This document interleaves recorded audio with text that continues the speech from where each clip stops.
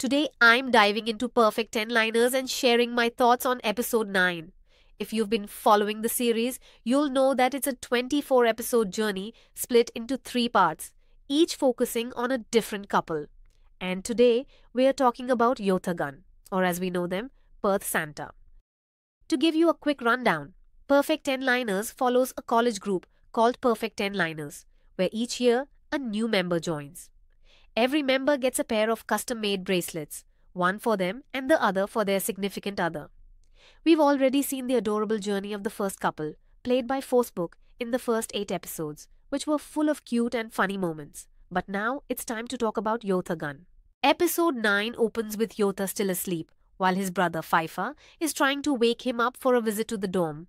But when Pfeiffer mentions their mother, Yotha instantly gets up. There's some tension with their mother that we don't know much about yet, but I'm guessing it plays a role in Yotha's character development as we move forward. When they arrive at the dorm, we get a glimpse of their family's complicated situation. The brothers, Yotha and Pfeiffer, are staying in a shared dorm room, which brings up memories of their parents' divorce and how it separated them.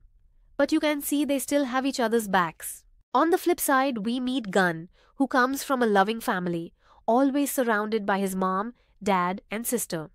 Gunn seems like a child who's used to all that love. Meanwhile, Gunn and Chloe meet Pfeiffer at orientation and instantly click with him.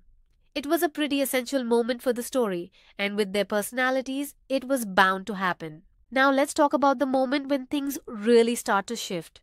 Gunn is in the washroom when suddenly the pipe breaks and he's getting soaked. He can't turn it off and is clearly panicking. Then Yotha comes to the rescue. He helps Gunn out, and there's this funny mix-up. Gunn mistakes Yotha for Pfeiffer because they share similar things like shoes and even perfume. It's a bit awkward, but it's such a sweet moment because Gunn starts seeing Yotha as his knight in shining armor, someone who helped him when he was in need. Then comes the orientation, where they're selecting second-year peer mentors. Gunn gets introduced to his mentor, and this is when we realize why Yotha helped him in the first place. He was just helping himself. But then the plot thickens. It's Yotha's turn, and bam, he's selected as a perfect 10-liner.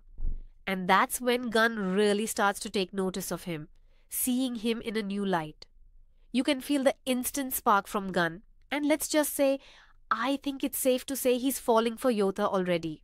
At lunch with the seniors, we see Yotha's clear disinterest in Gunn's behavior. Yotha's a bit of a free spirit, and Gunn's naive, innocent personality doesn't exactly sit well with him. It adds an interesting dynamic to their relationship and makes you wonder how they'll get along going forward.